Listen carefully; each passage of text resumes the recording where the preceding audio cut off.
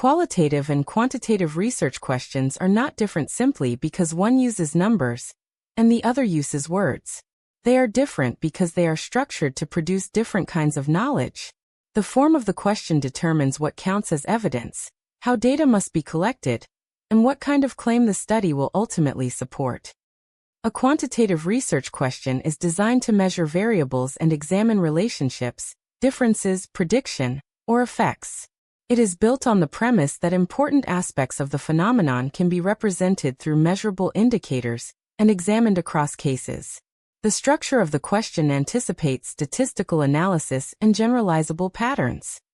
A qualitative research question is designed to examine meaning, experience, process, or context. It is structured around the idea that understanding requires attention to how something is lived, interpreted, or constructed within particular conditions. The structure of the question anticipates interpretation grounded in depth and variation. The distinction is structural, not stylistic. A question does not become qualitative by adding the phrase in depth, and it does not become quantitative by inserting the word effect. The wording of the question reveals the kind of study being built. Consider the difference in structure. What is the effect of AI on independence in depth?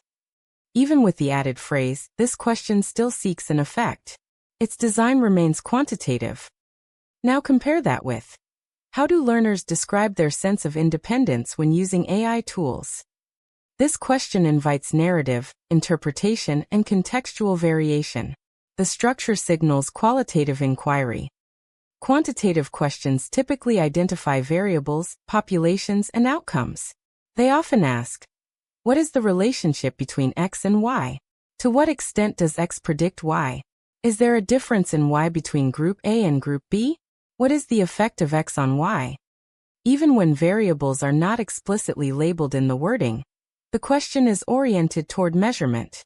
It asks for magnitude, direction, or statistical association.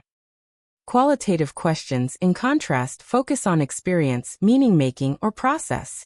They often ask, how do participants experience X? How do individuals make sense of Y? What is the process through which X unfolds in this context? How is Y shaped by conditions in this setting?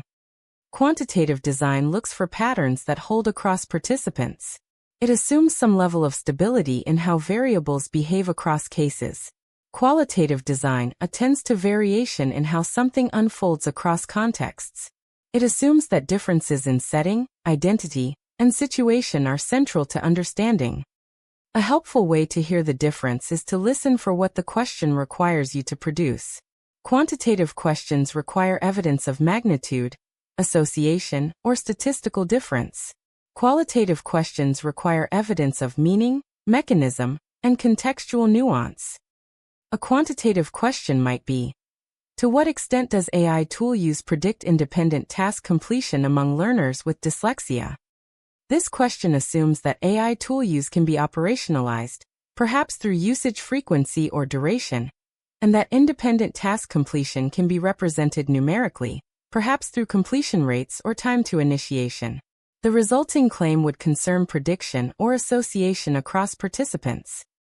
A qualitative question might be, how do learners with dyslexia experience independence when using AI tools during academic tasks?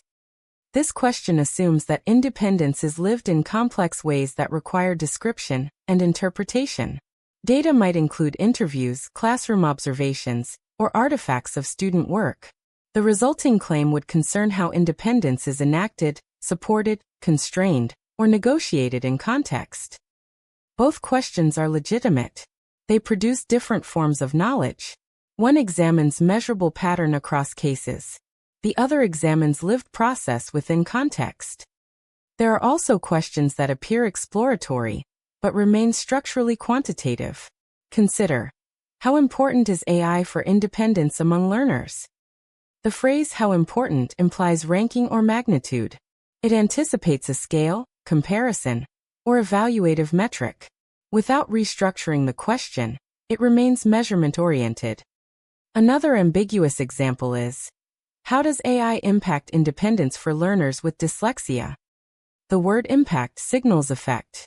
Without specifying measurable variables or shifting toward experiential description, the question becomes structurally unclear. It gestures toward causality, but does not clarify whether the design will test effects statistically or explore how change is experienced. A clearer qualitative version would shift the structure. How do learners describe changes in their independence when AI tools are introduced into their academic work?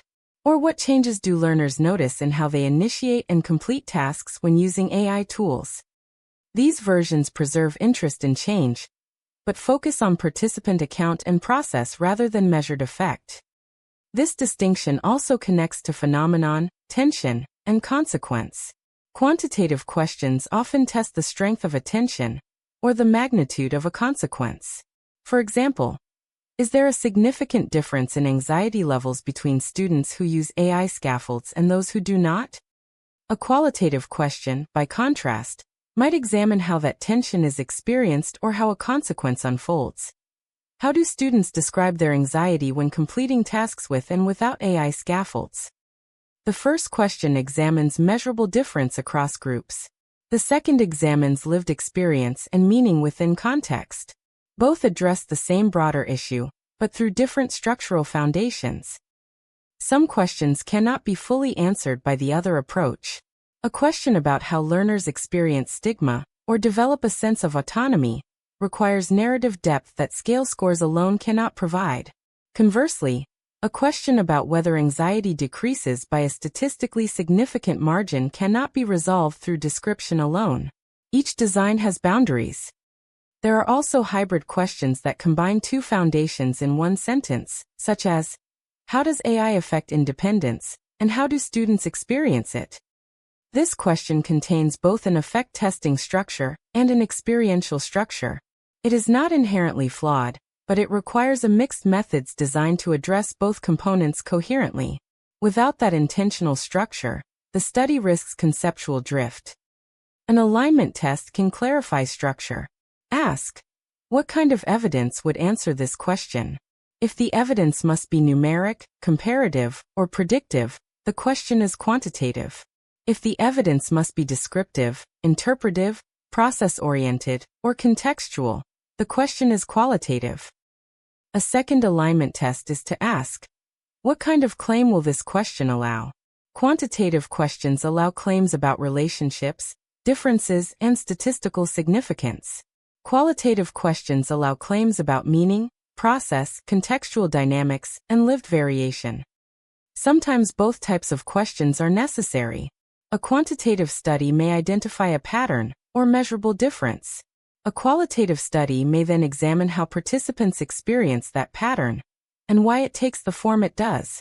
When designed intentionally, these approaches complement rather than compete. Neither approach is inherently more rigorous. Rigor emerges from structural alignment. When the research question matches the type of evidence collected and the type of claim made, the study holds together. When the structure of the question and the design do not match, misalignment begins at the question itself. Understanding how qualitative questions differ from quantitative questions allows you to choose an approach intentionally rather than by habit. The central issue is not preference. It is determining what kind of knowledge the problem requires and structuring the question accordingly.